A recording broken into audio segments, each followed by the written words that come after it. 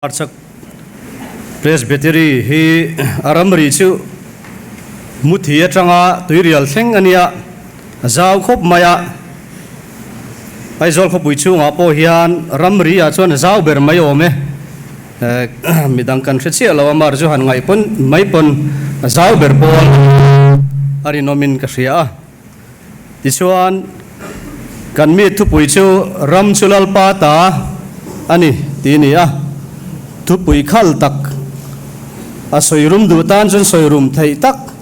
a pe hel du tan chun pe hel tur kong po om tha tak thupui te po ani a hei muthi atanga tuirelin kara hian ro phum ruk pali om ta sela mi pathum chuan an zong hutowa he area zau taka hian pakhat la zon turam sela chumi zong tu turang vel chukania thupui ramchulal pa ta ti mi pathum yan du to kinan vaya zani na hian khom pui zong zonga po atharau tle ma ban fellowship ina kan ru lu to hun borok ang tekhani ve to thim thima zani na hian thu soi turin hun kan nei ve don hi aro pui ka ti rualin zani na thu soi tu ni hi hun khir tak te po ni ve in ka ria a chuti rol chuan pathian choi moina ka donero aro puin asang ka tia pathian ne na polom thuero ka soya hey kan tu soi ma sa te khanin an vai na sa to kan tiang khan kan ex officio kan pastor bial tu pastor pakhat chuan he tiang thu pui hi chu hlap hrep mai turania idu chuan hlap hrep ro tia ki chu ni la ka hlap hrep do ni tia khop thu pui chu tia ama ro chu khatiang chi kha kani ve chi alo dewa voin lama kan chu soi tu den an hlap deu hrep to central trip ui te pon min nuai to boka chuwa chuan KTP hi chu a ko ran chu nga pon hriat thiam ngai le concession nga din huna ding te poi kan ni a kan committee na te po kan presbytery standing committee ten ramchulal pa ta ni nganon thanga ni an tia kanan committee a kan thu pui chu a kan tia ke ni thalai te han soi ve chi le han vai ve chi po emoni kan tia ama ro chu kan pui pa ten thane man nga in thlan kum te ni sia chumi ni wa chuan kan thia mang angin kan soya kan modai to hen soi se to mai lo mi kan tia kan pui pa te ro chuanin thiam dan da nin in soya nga ni men ti de box sia chu tiang tu chuan kamha ka throi tu pui ron soi te po in thatakin an soi to chuti rol chuan ai ka obi puite point min khong aya nang song zani nang hun te hi chu lelama chairman kal chuak thu soi hun ang te poni ya chu wang chuan concession kan nga lom free salmon ang zong te pon ti ron tia chutiang te po chuan kan puipa te po in enga moni zong tak chuan min hriat tiam kha kan bei se chu wang chuan kan soi to ang khan aro pum ru ka kha an hai tar ne to lutu ka chu wang chuan han soidon po nia rolwa fiam thuang davin beram pakat ai tur zarulina han ei ngek mai chu ne na du khop mai antia atia chu wang chuan khatiang zong te po kan changpal ve thei te pon kan ngai to chuan chuan zani na hian kan thu pui hlat si lovin mani to ka tun lai chu ka pathian thu pol na testimony te po kan nei ve chu tiang zong te po chuan kan her hlek anga kan tisual lo turate po ngai ilangin atha ange nisana khan kan assist kan vice chairman khan minute somthum thu asoya voin choma khan kan moderatorin minute somthum panga tanga somlin kar vel asoya tin voin chonua khan kan central KTP upa charan minute somli pariat thuan soya zani na hian engchen nge soive turo ti ka ngai towa min thu ron tu te po in soi rei lo hi chu an du vek maya ban lama fellowship lampang kan program te po kan thlan helin rin oma rei lu tuk chu kan soi lo tura ngai ilangin atha ange pathian thu lo ngai thlang chronicles pakhat na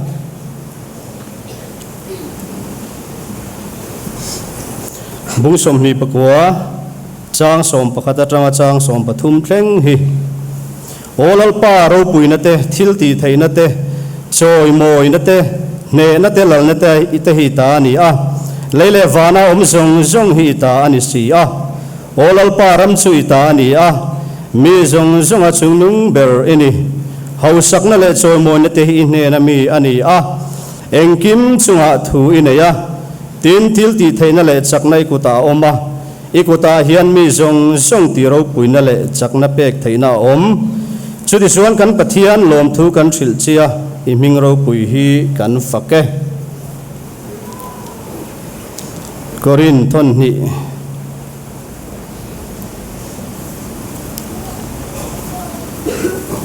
korin khuwa mi te tir ko pola thek le ka thon pani na bungsom pathum changa chau hilo chiar ila rin na chuan in obe mo nang mani nge in sin thin ula nang mani nge in fia thin ro u kan thu pui hi sam som ni pani chang som ni paria tani a ram chulal pa ta ti hi kan dil ruin lo wong zui bokila a tha ange pathian mai ko nang u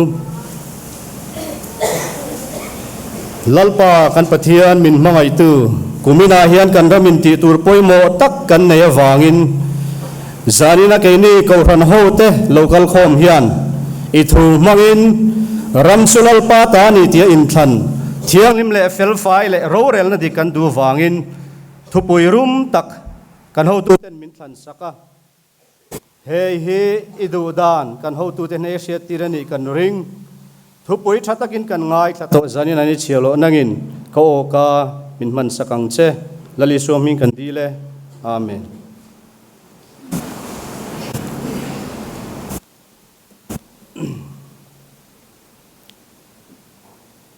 Hei kan presbytery mi ta hi kan limtlang hle tia hi apomomin kan ria a chuwang chuan khalampang atop zana han soi kha kan soi vak chuan a rei du do na chuan kan soi tura kan lut ngal to mayanga a rei lo zong lir te poka zong ila a thain kan ringa zanina hian kan thu puin nga na lampanga hian zong hian han soi ve doni langin ram chulal pa ta ni tia hi thuam sa kan riat lar fo ni ma sela kumina hian athara kan riat alo thul le ta a chu kan soi tu te poinan ngai poi mo a tun huna hian kan soi mol mola kan ngai thamul mola ni chutia nga chuan kan ram zim te mizoram hi pathian min pek pathian rodani ti hi lo pom ma sapot meila a tho me Koran siam thatani lai khan John Calvin ate Luther ate Zwingli aten Pope tele Bishop ten Ramro rel na apo nasa takain rola vain ram shoi tu te ro rel na te po du thu sa mangin akal lei thei lova har satna an siam zo kani ti an riatin thanem ngai na in Bible a kira chul thu an tlang au puya thurin in hana panga anon siam chuaka apakhat na chuan Bible chau sola scriptura antia panina chuan khonghai na chau sola gracia antia pathumna chuan Christa chau solas Christus antia rin na chau sola fight antia pathian ro puinan chau solidio gloria antia chutiang chuan kha thu nei na lal tak mai le in vai vung na kha Bible mangin chutiang chuan Bible a chau khongai na chau Christa chau rin na chau pathian ro puinan chau tia kan le thi hun ta ti in thurin panga an lo siam chuaka Protestant ko ran Presbyterian theory kan ti hi halo piang ta ani chuti chuan an ni ran soi zui na len soi zau sel na a le kanin hana chuan sarkar le ko ran hi adokan sang turania chuti rol chuan ramro rel na hian ko ran le khotlang athamu nanga a choi moyanga ko ran chuan ramro rel na adik lo lai siam chatur le achul huna chuan khaka chutianga thuron pe thin turin an tia chu chu kan kalpui ta se lani zaina po hian chu han soi thar ve tha ka se ta wangin kan soi ve ani tisuan ko ran le ram ro rel na chuan thunei tu ten pathian du dan zo anga an kalakha kan du pui em ani ti hi heng atang te hian zaina heng kan ko ran in nga na su ani ti asarin lo se le ila chitian chuan pathian nai tura ram ro rel tu te kai suaya kha ko ran na po alo ni ta ani hei tu lai hian niu sa kan hua in nei na chung changa law commissionin man mizodan mumal taka in nei te chu in nei puitinga lantura rotna siaman dua chuta chuan korhan roi tu te po in bengan lo chivata chief minister te pon koma tin tunkar assembly house tun tram chu an nung beratan ne ya khan minister ro chuanin kha thua kha abenga la thlen em lo thu le official taka ngai tu ani lo thu te po kha an soya ke at aminga chalai roi tu ve chuan kalom hu tir khan ka phuna sakhop maya hetiang ani don chuan kan chalai te po hi kan in fuing ha lawangai ve mole o te po chu kan ti ve a amaro chu ka tiang khan kan sarkar roi tu te po in kan go ran roi tu te thu la te po thatakin an lo dong songa kan ta na poile thalo tur le lo thonom athleng lo tura ka ngai zuya chutiang chuan tu lai hian social media te po hian kong tam takin heng rin na kan din nge lo chuan kan nun ting hing thei thil hitam tak tun lai khovela pon lo om ta biagin ro pui sakro pui chungchang te po hi mania chuan special report te po khan anon soi chiam maya pakhat chuan karil ru te chuan biagin ro pui hi enga tinge kan ngai mo ti lai te po hi karil ru oma suta karil ru om se la chuan he RTC le ano pangte hian in vidon se biagin ro pui te point sa a setan chuan akai to anti fel thiam khop maya atum ber chu biagin ro pui ti chiat zel khani a no pang nei kan kan en ngun ve khop maya chung te po chu karil ru oma khowela thang zela tununa hian min sing tu sabram te su an khoro zok to thu te kan hu cham chi a thu soi tu ten soi cham chi a mania ATC MSSU biennial training an ti a chuta chuan kan kal ve a zan khat kan ria ka thu kan soi hona chuan pasang pui mai hi ron dinga min sing tu ko ran te po an dal don to chu ni a chuwan chuan an sim te po kan dal ve to mai do lo mi enge lu ngai vak tur aron ti de thor maya karil lu te chuan kal thu yang reng khop maya tu nu na hian ti zong hian ka ngai tu a nu le pa te hian an fa te hi alo pian chuwa tangin nasatakin nun khonom lo lavin nun boral lavin an fa ten en kola thei to pan su a sutiang chuan than sa phul ka in an tan an thoka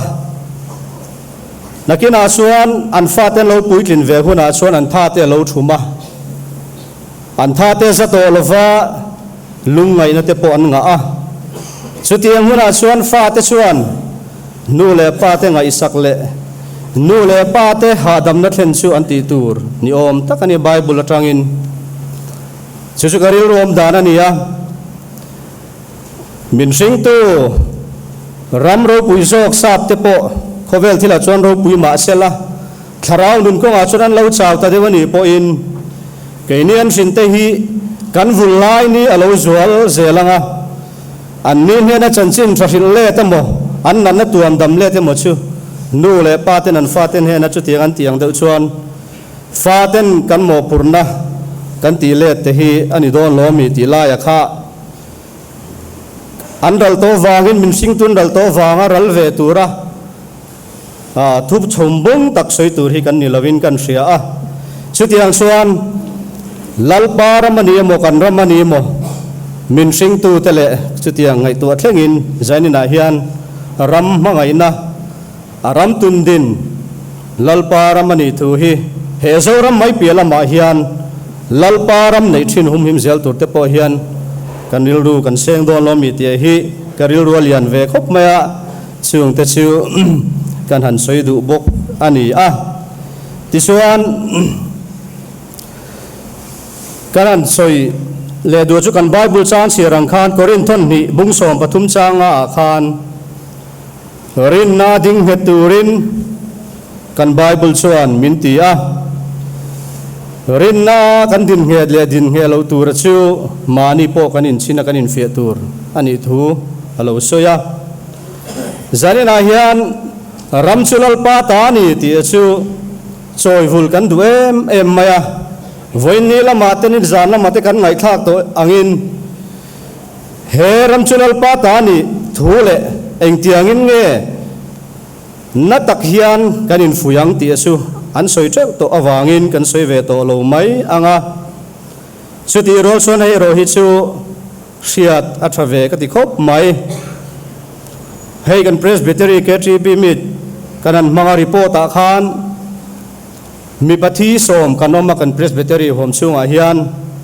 mei chia thi anom lo ani chu han en po hian mei chia thi om mi lo lai te hi alo mom em a mi pa hi tuna hian kan enrollment a hian ming ziak zong a hi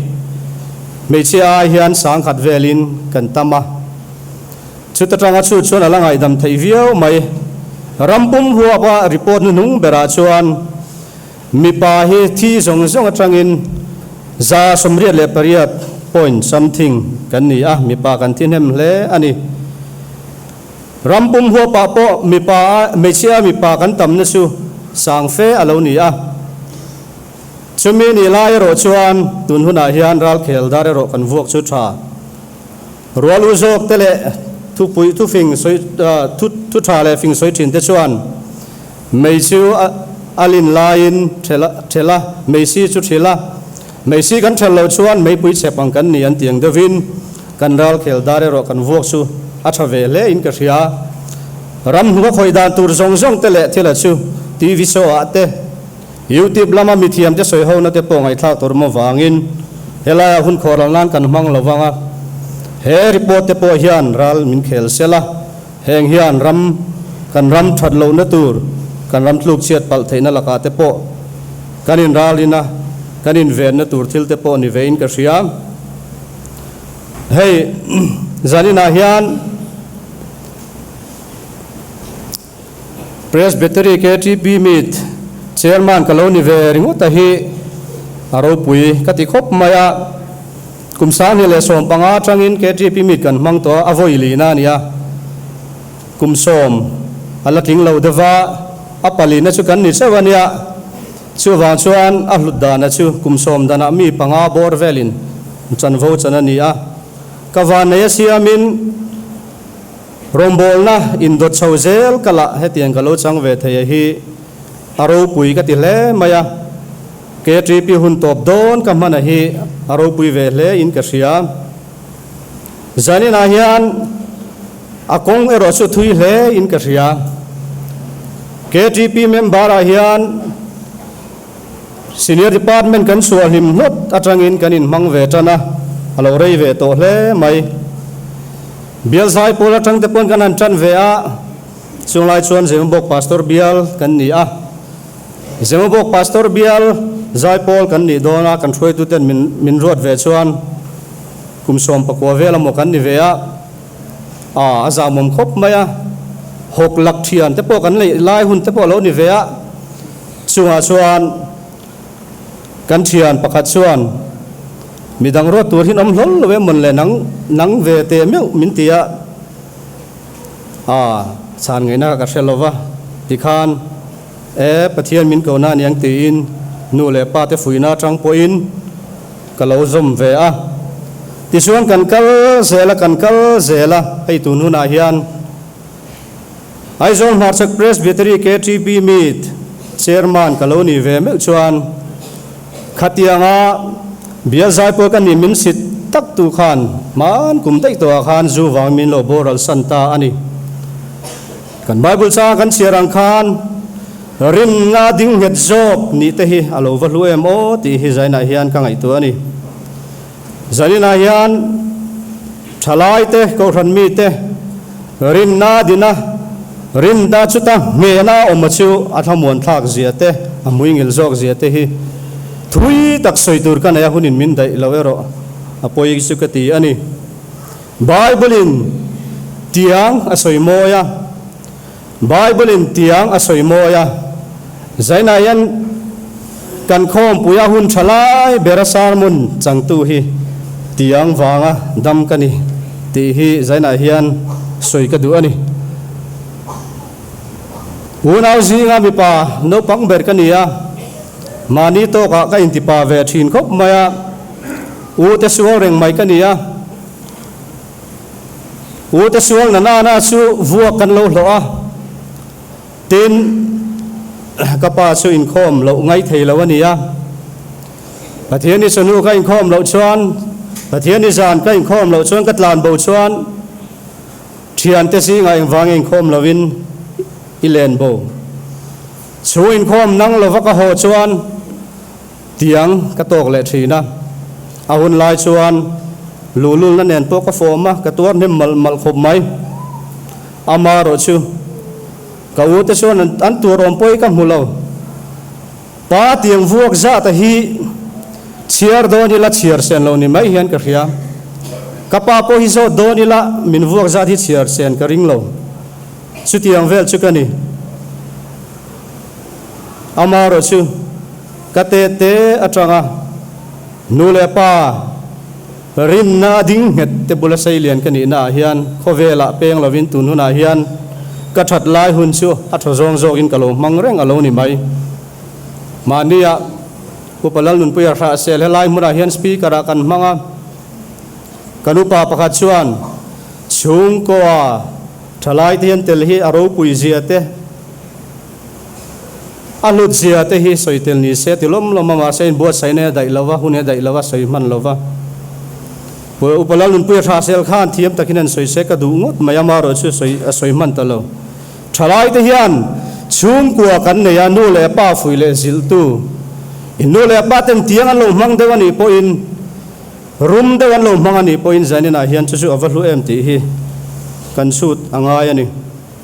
ram siam that kan tuma amaro chu chung ko tang point kan tan hi lo ngai ve tho mai ti lai hi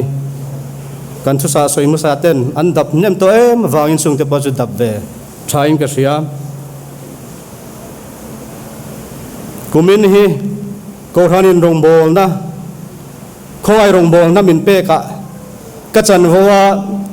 atlak len ber kumani ome hetiang em ma khoi rong bol na pek na sat le rit hi atam lo om mangot mai ka ti arit kan tinanga arit chuni berang chu moi lo sela KTP a ti hian a roi tu chana kan an chang zela mit chairman hial te kan lo nia biala branch kan ni boka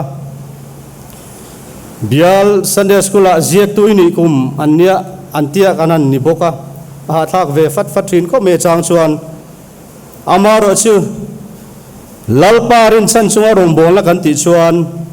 thileng kim mi pathian an chang min lo siam sak zel zo ka lo ni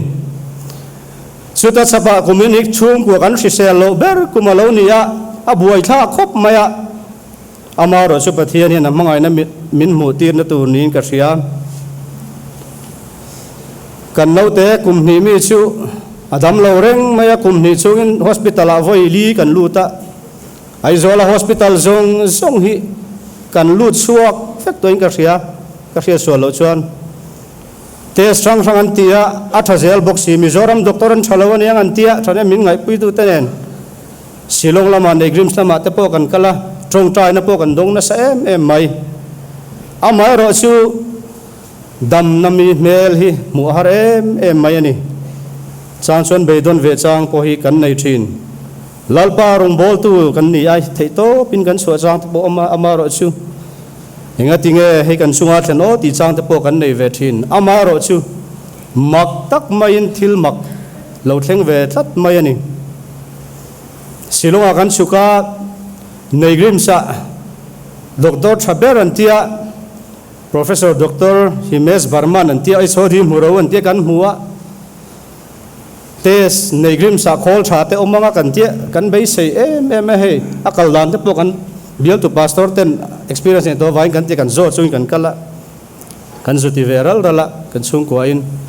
amaro chu kan bei sei ang kha lo ni hau chuang lo mai doctor kan huwa thei to pin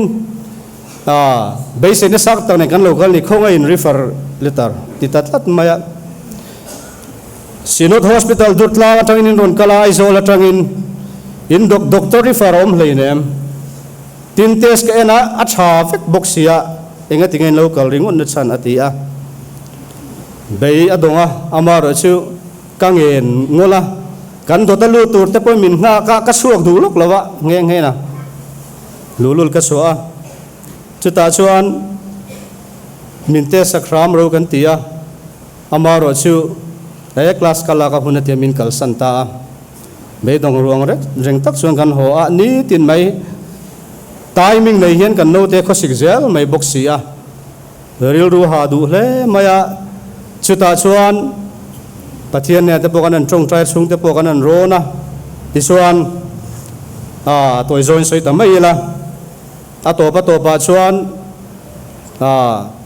test te po chumin an nei sak ta ve nge a ti chuan in kanan tesa lo thale vek tho mai sia bei hi dong em mai chu ta chuan thuron kanan la zau dewa silong thleng chu children hospital lian taka omen ti a chu ta chuan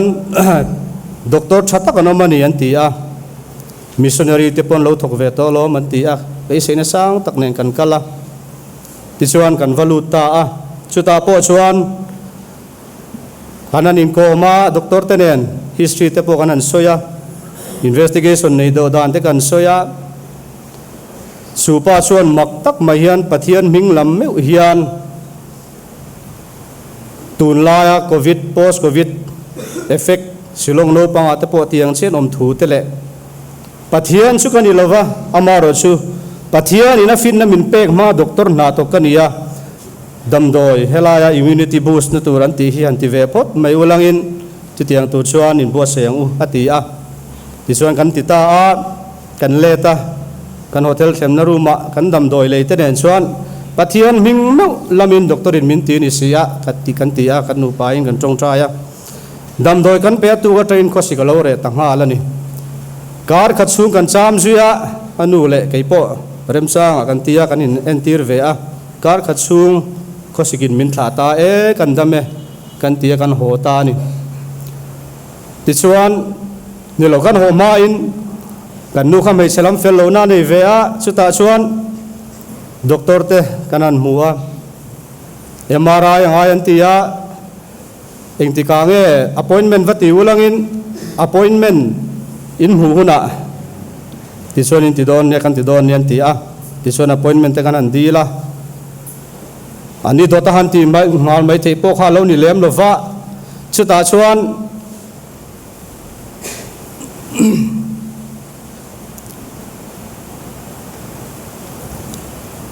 appointment kan hu ma sak ber chu voin ni tanga thakhat le chan ve lo ni ta na sol ka ni kan la to a ava boi thak em kan ti a chuta chuan pathian na tho lo lang le ta ni chu pathian na tho ro pui tak chu sei lo palchi poining ka thelova Mizoram lama kan chung ten an melriat ang ten an bia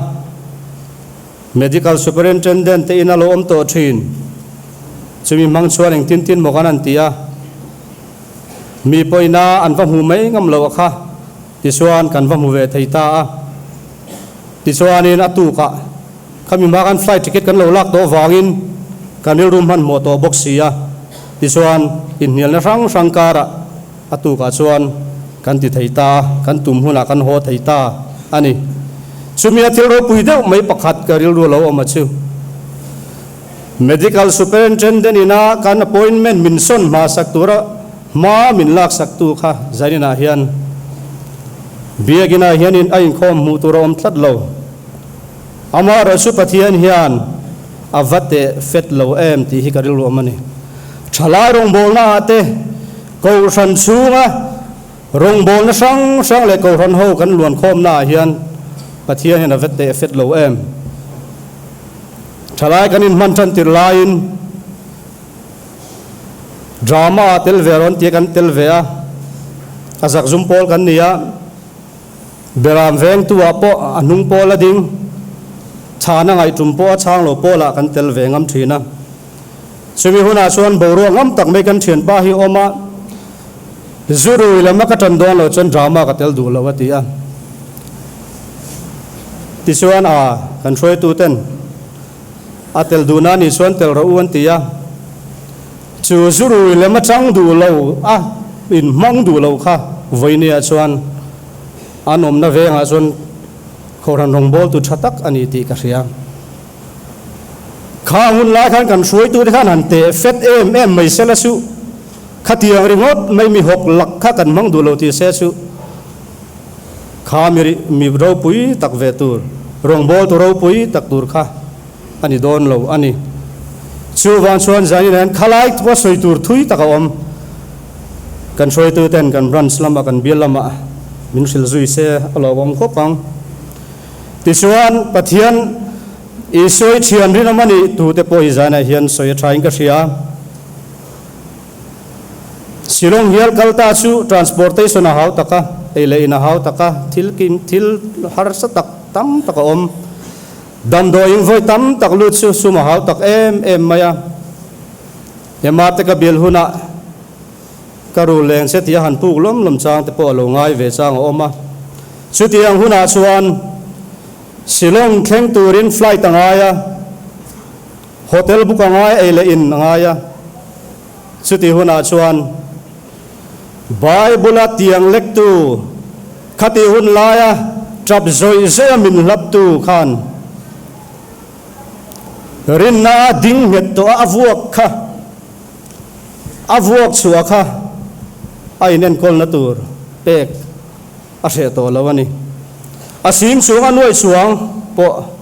athe suak se to tlat lo bible tianga soita hi avapoi mo em zanina hian nule pa po tam takanom thalai te pot bitam takanom Christian chung ko campaign koran mi che tenan tuipuya koran pon kan tuipuya ni thalai te na langa pawin tuipui angin lang lo ma ila atul zia le aro pui zia hi thupui zirtur kan thana te po hian a chiang ve thawin ka ria general conference om kuma piangin thupui zirtur kan thanga chung zinga thupui sang kan thlan to zinga chuan Christian chung kwa te tumnga ngot thlan to nin atam ber thungani alai ril hi chang lo thei chuang lo ni home to home campaign nei lo mai la alai pui chu lo ni tho maya ti la ya hi chung kwa tang hian ram siam that na hi lo om thei don ani thalai ta min fui thin na tam tak pakhat a chu no mangin moi takin omangu anti thin kan presbytery home chunga hian aizol view foklana son a oma chuta chuan chuna thalai an pung vak lova zana an pung khom thina engi an tum in khom lovin tam takon kal thinang mani loka te po foklan local council te pon tu chuan siama thiang lim takam hanan du ani kan soidu na san chu chuna omangin moi takin a uma tia hi chuna chuan kan nun hi amoi ni tiro zana ro chuan enge ni ta chuna kono mang khan moi takin om rengang min ti na alo ni voine a hian KTP member kan presbytery sunga po hian fel tak le thatak tak kan om nupui pasal zong mek te po kan ni keisu ka thopui te po hian tlangwal senior nupui ne hun ve to tak te po hi nupui to thatak hei hi felangem kan tia thalai le ke ti pilo in mang tan fam chu afel ai khom taima apa po chutiang Christian sung ko ni ka soi mak zel mai ni enga motia hanta lu tuma soirem tuma a in no top topa in ti pui lam hi ani vakin ka relawa chuna omanga moi tako om thalai te nge hi tuamo pathian ngai sak vak lo te ne na vatok tar hi tum kher ka tum lo chuwan chuan chuna omanga moi tako om in ni na hi thalai te hian vongnung zel te u nupui pasani zon thleng pona poimo ani ti hi kan soi duwa pathian ro puinan kandam do in om chungcha nga te po khatiang khop khan sum le pai a heka amai ro chu no te dam lo nu dam lo ke po chian lo chang nei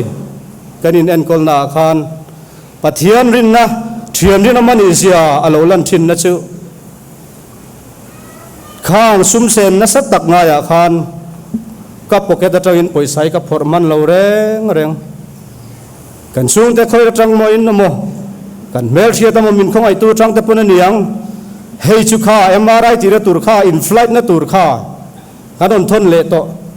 ka gp ai na lut reng me ni chu su nge chan ma na tle rol chuala ya hok lakina min fiam na khan katlulova din nge tumin vuak thitlina lali so mong khan soisel na tam takara po soisel lo kara po tisuan tun hun katheng ani zani na hian apoi mo berachu lali suarin na din rinna din nge ti kan siarang khan alo ni don ani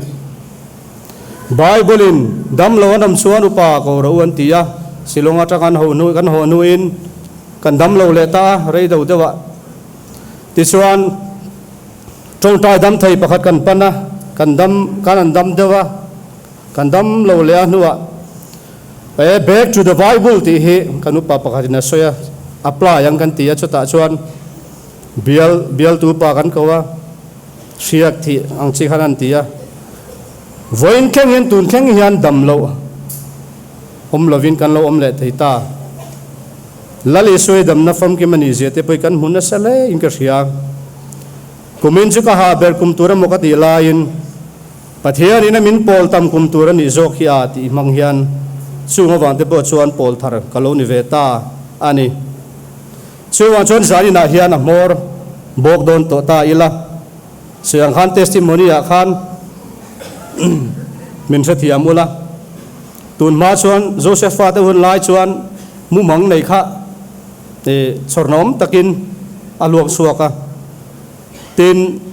kan mi zo tlem kan rol u chin de po trong tra mu mang te po in silong na antia dik tak te po om ti te oi om tak te po in an soya amaro chu tun lai yan min amu mang soise kan oi mang to der lo maya testimony mang hian kan la luang za thu khat kan la vot lang ber te point ka ria chu wang chon zaina po hian soi ain thasonom via ni sungin soi ve tulin ka ria tisuan ato perakan soi du achu rin na din nge tilai hiani ramchulal pa ta ni tia hian kan thupui a oma kanin thang do na pa te tin te po in tuna po mana sa takinan la sautan me kania henga te po hian thupuar poleng tam taka om rinna ding hetlo politician rinna ding hetlo chutiang vekin athleble lama rongbol tu om thai donin ka ria hei tun lai na lar ema an party a chuan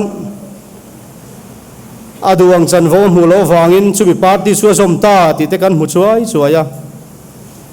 heng te hi kan sarmon masa atang ate chuan ram mangai na wang thil ai ma in lok na tur zong politics khelte po ang don te pon ka sethin chutiang che chuan rongbol na apo hian chan vo tha chan vo poi mo te po mani ni ve o ma kana ni sia te po chan lo wanga rong bol na tui talo mai te po hi om ve thei don nin ka sia heng thui taka kan kal to chin na te po hian rim na ding het zia kha ani lo hrim hrim mai ome ram mangai zia kha ani lo hrim hrim mai ome heng politician te po chuan kha zong te po kha ril ruwa ria in chung tiang tu chuan ngai tu ila rin na din nge ti hi apoi mo ber chu ani rin na chuan ding het ro nang ma ni nge in fia ro ati ni rin na fia na chu khoya nge kan huang kan tiang kan ti chuan kan upa te kan chen pui te kan te do na min ni lo ve rin na chu mania kan fia turani ti hi pomila rin na din nge tumin he in thlan te poi ma son tumila rin na ding het tu te vote thak chu pathianin a choi moyanga amui ngil ngeyang ti ringang u lalpan na thumal som ro se amen.